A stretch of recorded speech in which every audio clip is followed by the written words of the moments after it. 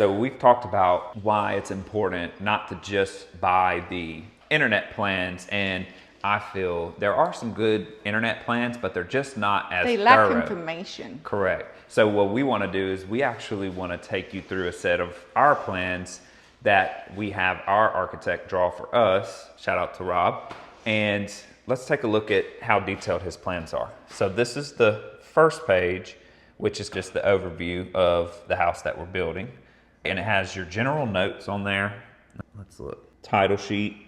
And this is for our spec house. All right, so let's go to the next page and talk about. So that's A1. This is sheet A2. Now, This is our scale. and so what's important about the site plan, first, you have to get approval through planning and zoning. And they have to have a site plan to verify setbacks and where the house is actually going to sit, especially in a subdivision. So our guy includes the site plan, and it also includes basically a GPS mapping with the parcel information, so they can get an idea of where the house is going to sit.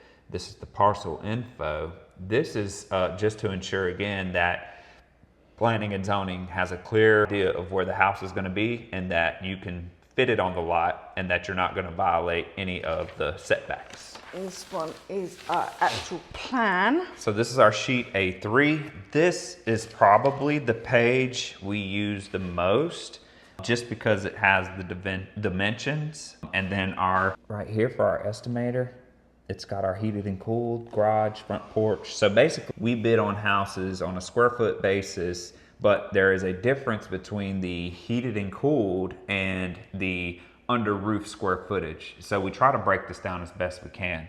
Jan, as far as the allowances and things, is there anything that you generally refer to on this page? I refer to how many, say, faucets we have, toilets we have. So this gives you a general a quick information on the information that I'm going to need in order to tell Adam for allowances, or for Adam to look to see what we need in allowances and the numbers of things. What type of water heater, what type of countertops we need, or cabinets, how many doors, that kind of thing. So speaking of doors, what was something that we noticed, and we should have caught this, because on a spec house, you really want basic features, good quality, but basic features, because the idea is to build the house at a comfortable price to where you can mark it up and sell it for a comfortable profit margin. Some of the small nuances, even in the allowances, we're working with an investor who's building a spec home. One thing we caught on here was the doors, right? Yes. So let's talk about... So for instance, here is the shower. Yes. And the distance between the wall and the door and the size of the shower is small. And because and this there's is a a pocket solid door type wall, of- yes, yeah. and this is a solid wall, so it also makes the shower possibly dark. And then what about the closet doors? We had caught something about that too. The closet doors were not bifolds, they were slide. Which was probably double the cost. It's more expensive to do slide, and there were 2 windows in the closet too.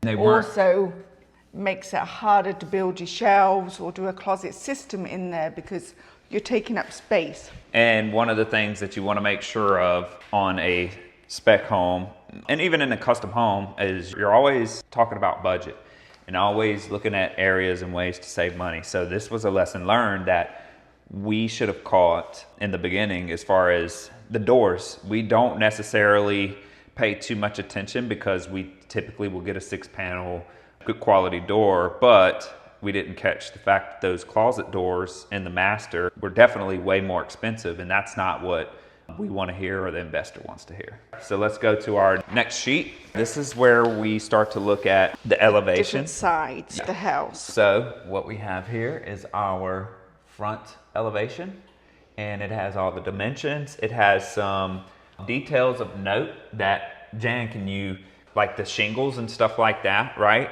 So those aren't 3-tab, which I don't think we're putting 3-tab on anything these days, but you have architectural shingles. Yes. You also have the hardy plank lap siding. Is there? That was just in this part, and then you can tell by the plans that this is brick just here.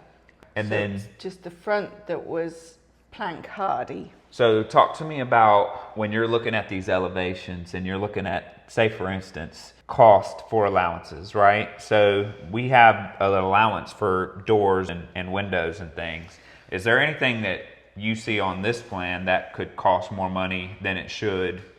Depending on your windows and depending on what style doors that you want, there are windows, you have general windows 1/1 white that are less than if you go with a frame that is colored, a frame that more grid pattern.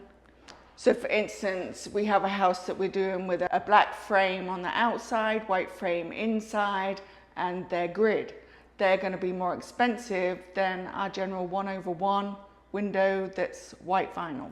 Yep. And so in a spec home, right, you typically, you do care about aesthetic because you want the client to want to buy it. However, there are areas that you're going to care more and you want to spend a little more, even in a spec house, than in a typical home, a basic home, a starter home. And usually windows and doors are one of those areas you can save money, but if you don't identify it up front, it will cost you a lot. You ideally want to know what type of window and door you want when your plans are being drawn up. Because generally I look at these plans and go, oh, they're for grid windows. That's not always the case. It might be just how the designer draws it. And that might not be what the client wants. So that is very important. Let's talk about that, the importance of that, because we have run into that as well. And one of the things that we talk to Rob about, who does all our plans, winter drafting and design, we talk to him about that because sometimes, just like you said, they actually are just throwing in the windows. Yes. And then the client's expectation may be, those are the windows I'm getting, or vice versa. Yes. Those, I thought he just threw those in. I didn't think those were actual, which makes it harder for us to bid. It does.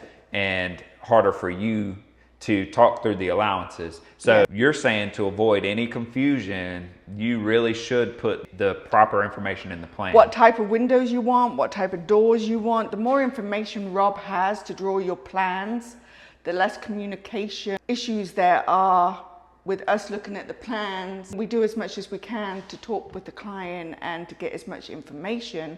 But it's really important to get what you really want on these plans in order to be able to get the bids correct. Absolutely. And so what we've seen when we get internet plans that we have to build off of, they're very basic, but also what you see is what you get, and it may not be to the detail that you want. And it's very hard to change those decisions after the fact when everything that we do is based on the plans. Everything that, all of the decisions we make for the build, the cost, the budget, even with our subs, right? It's all based on the plans. So these plans go out to all our subs as well. Let's keep going. So we've got... For instance, with this house as well, we were talking about windows. It's not necessarily what the client wants for their spec home, depending on where they build. This is in a subdivision. Oh, you have good point. A housing association, rules and regulations. So we went with an almond window for this because it matched everybody else around. Gotcha. And that's another, I'm glad you brought that up. This house actually had to fit certain specifications to get approved by the HOA. And that's typical in subdivisions, that you need to keep the aesthetics, the general architecture of the house. It can't be just wildly different. No. So there are certain things, there's certain colors, there's certain details that have to match the general aesthetic of the entire association or the entire subdivision, or it won't get approved. And you've just paid for plans without getting approval, and these things cost thousands of dollars. They do. So that's our front and rear, and then these are our sheet A5. These are our side elevations, left and right. And typically, is there any information that you can pick up from these? Some of the stuff, Jan, is so he's listed the type of siding, and on the other page that's you saw very helpful too. But what about your freeze board and your fascia and stuff? Typically, they'll put what You've type. got freeze boards here. They'll put what type. This one doesn't. But again, if it's built in the neighborhood, you have to go along with they have in general. And I think it actually is later in one of the roof details. It might be in there. So this is all of the specification of the house. This is a make of the house. As you can see here, your foundation note, wood, your concrete notes. So these masonry ones, notes. basic. These are for the subs. To in read the fact the that they details. have to read the details. They can't just do what they want. They really do have to follow the plans. So when it comes to the foundation and they do the concrete, for instance, it really has to be 3000 psi. And the framing of a 2x4 or a 2x6, whatever is on the engineered plans, is what the sub has to follow, or Absolutely. what we have to follow in order to build it. Yep, and most of the time those notes reflect the building code. Yes. Our sheet A7, these are our cross sections. Essentially, these are going to show you some of the details of the framing. You can see there, it shows a water heater platform. You can see the roof cross section here. You can see your ridge. You can see he's identified the top plate, all the measurements. You can see where the subfloor sits off of the ground. That's the finished height. Then over here, and this is where you get more specific detail as well. This is your exterior wall section. And let's see, what is some of the stuff for you, Jan? Not just because you actually do help us shop for our lumber packages and make sure they get there and that they are proper. So when you're looking at this and you send it, how does that process work as far as the lumber package and looking at the plans and making sure that what the plans say is what we get on site? So when we get a set of plans, I will send it to some of our vendors and ask them for takeoffs on lumber materials. What is a takeoff? A takeoff is the material needed in order to build that house. Got it. So the number of 2x4s you need, the number of 2x6s you need, your sheathing for the roof, Yep. everything to frame the house. Got it. Then we will send it to a different vendor and we will get them to do a takeoff for the roof. Yep. For the external part, the insulation part that goes on top of the sheathing. Yep. And the Brick as well, correct? brick Brick too. or siding, they will Yes. take a look. So all the different vendors that we have, because That it's we all co- suppliers, Yeah. we will send them in all different directions in order to build the house. Got it. And usually they'll send you back the material list Yes. and the cost, correct? Yes. As a quote. But when you're looking at this specific elevation here, does anything stick out to you that the client or that the general audience that is interested in this would need to know? Well, it does So list. for instance, it will tell you that your exterior wall inside, you are to use an R19 batten insulation. Yep. So, and these are Or codes, better. So these are minimum but they are requirements. minimum building codes. Yes. For instance, we have 1/2-inch drywall Yep.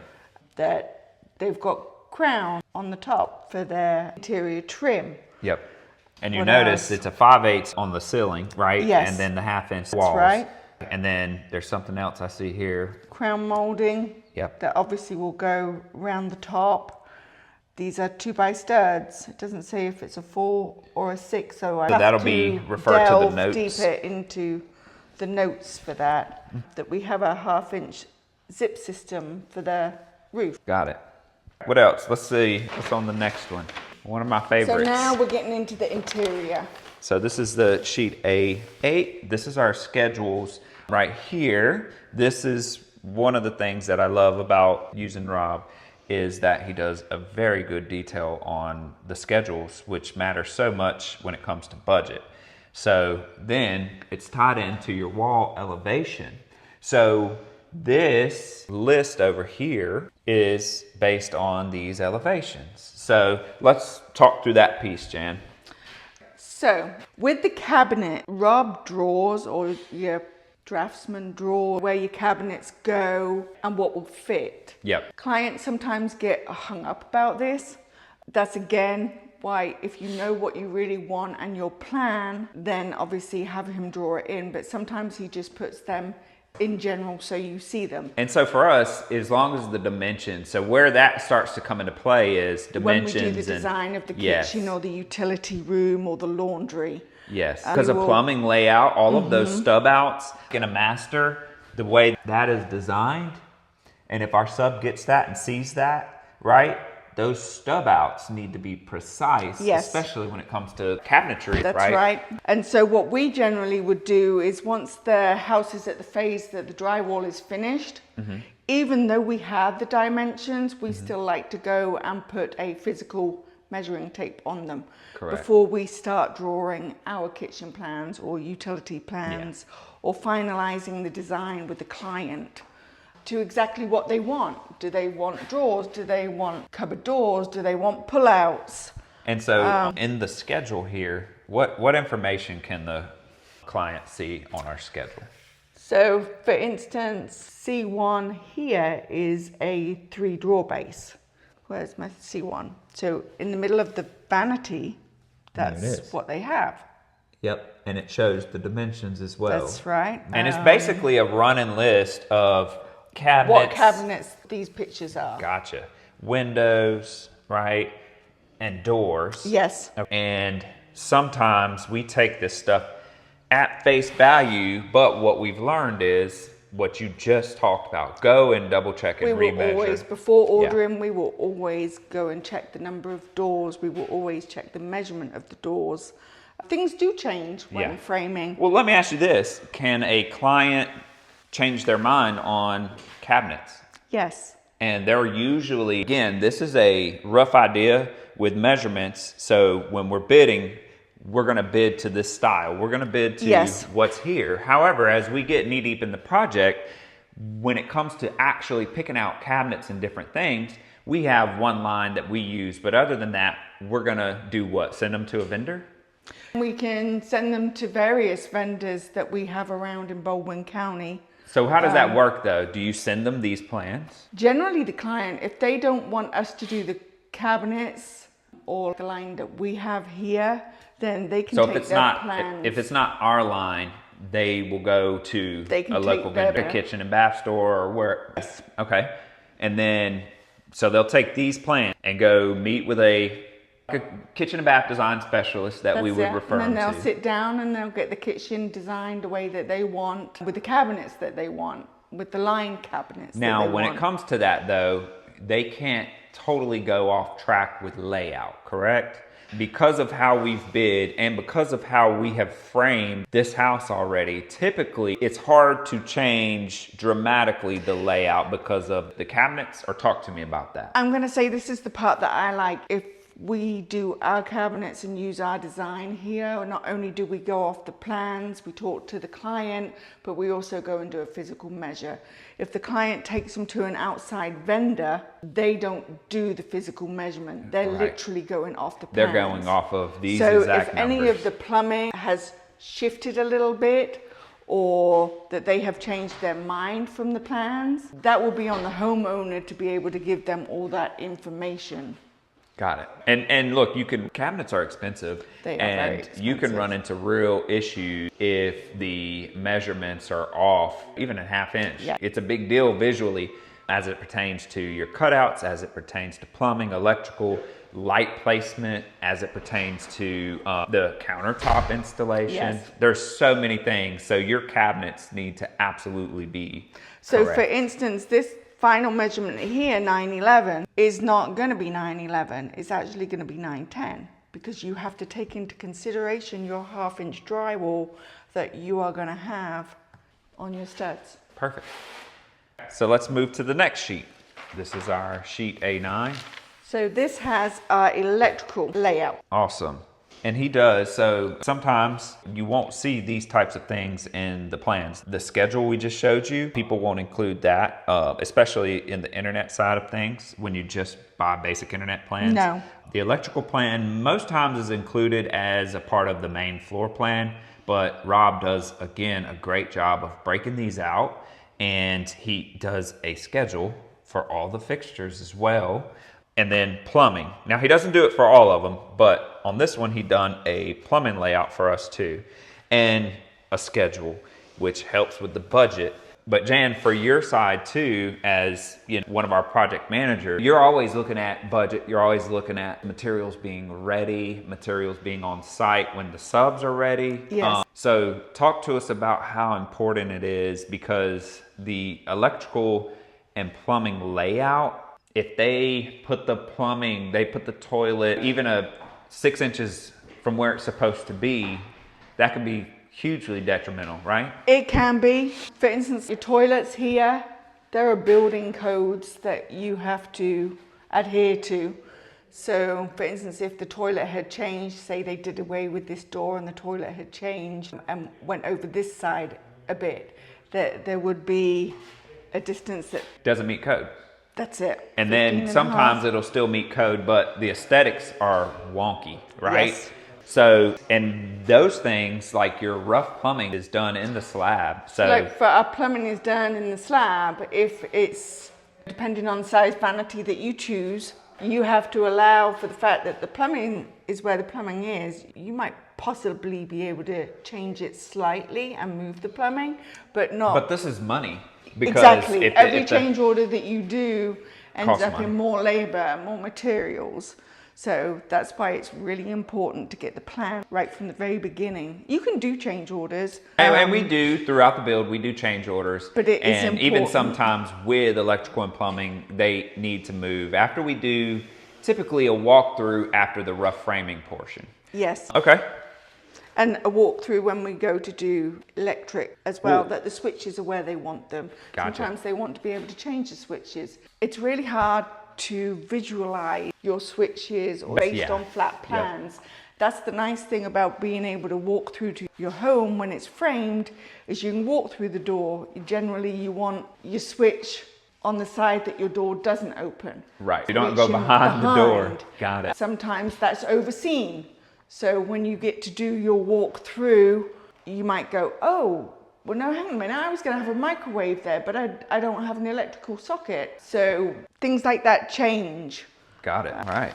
And these are the engineering sheets and specs. So the foundation plan, all of these things are important in a set of plans because it's going to tell you your footer information, how wide, how deep. Those types of detail on the foundation matter. Where you have to, for instance, if there's interior walls that need footers, and those are going to be identified on the plans. So foundation layout. I think this is our roof, our main floor ceiling. Yep, this is the main floor ceiling plan. And this is the structural details. And you can see here where it's actually listed as if you're looking at this, 2x6, 2x8, 2x10, right? And then your maximum spans, and the engineer will make sure that the house that was drawn. Nail to what nails they want used. Yep, and they're going to make sure that if there's a long span based on how the house was drawn, that they are able to upgrade, size up the lumber to meet those types of requirements. So this is our, let me see. Oh, this is our shear wall plan, main floor. So this actually is going to tell you the details of your exterior walls right here. So you can see the different lines here, right? It gives you your overall spans and lengths. Let's see some of the different. You got what size plywood, or for instance your 1/2-inch sheetrock. Yep, and it also tells you as far as the differences in the shear walls, right? Because of the door ordering and your exterior penetrations, your window, those things, right? Your plumbing, where that's going to go, it needs to be on a 2x6 wall for drains. And that's another cost difference too, is a door for a 2x4 wall is likely to be cheaper than a 2x6. But Gotcha. depending on what the engineer has chosen is what you have to go with. Gotcha. What's next? Rafters. This is the roof framing plan. Super important, talks about spans, talks about different sizes of lumber, and all of these things are up to code. You can see our highlight here. Rafters to be 2x8 at 16s on center. And at advanced framing, they do 24 inches, but we don't do advanced framing. We do typical framing, which is your 16s on center. But this gives you all the information of what goes where as far as the lumber, how far it can span. If you see this, the I-joist layout where they're supposed to be, your beams and your ceiling framing, it just gives you details on all of that type of stuff. These are all your wall sections broken down even further. So this helps down here on the Gulf Coast. We have what's called fortified homes, 3 different levels, and we'll talk more about those, but this is a gold fortified home. And what that means is that it provides a lot of uplift. It defends against uplift, so heavy and high winds down here. We get hurricanes on the Gulf Coast. So we do what's called gold fortified homes. And a part of that is the strapping and how that strapping and how these, the strapping on there and the details of how it's supposed to connect to your walls and what type of plates and strapping that you have to use. All right. There's a couple of pages on The footing details. Yes. Yep. And these are basic how deep and wide again those footers are supposed to go. And this is what the inspector checks too. Yes, this is what they use. So when you turn in a set of plans to build your house, the inspector is flipping through these pages, and when they come out to inspect, this is the part they're using to check everything. Not really cosmetics. They don't care about the look. They don't care about paint. They don't care about your cabinets. They do care about the structural and safety details of the home, electrical, plumbing, and all your framing details. And then on here, this is your actually the nailing diagram for your roof, which So it actually tells the sub where they want the nails, what direction they want the sheathing. Yep. All right. And then here's the requirements specifically. And then this is your exterior wall and patio footing detail, right? Again, all this stuff is super important when you're pouring the foundation.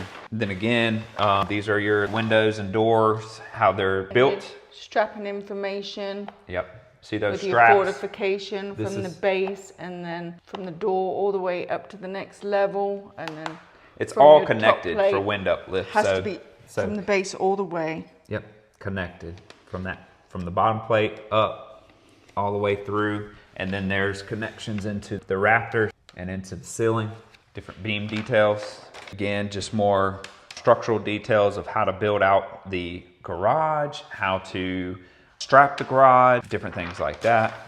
Again, more engineering and layout for how to frame and build the house. That's for the walls. Yep, your connection, where it's supposed to be connected, porch beam, your minimum egress detail.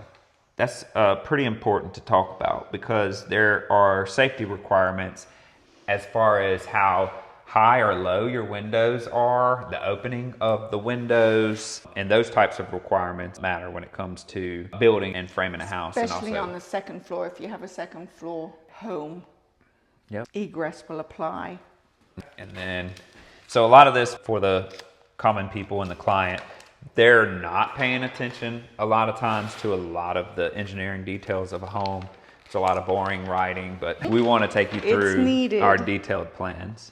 So these are bracings. Rafter bracing. Yep. Again, strapping details. Helps with fortification. Yep. I think these More are just bracing. the last few pages. Yep. Super in-depth plan from our engineer and the architect. Draftsman. Then it just talks about that. And I believe that's our plans. Let's see, what's this? Yeah, there's one more. Here is the project notes. And this is one of the more important plans from the engineer side. This is going to tell you, you have general notes, concrete notes, lumber notes, windboard notes, plumbing notes. So this page is pretty important to read because the engineer is actually the one that determines how this stuff is framed and to make sure that it's structurally sound. So awesome. Thanks, Jan. We appreciate you. And we hope you got a lot of information from us going through our plans.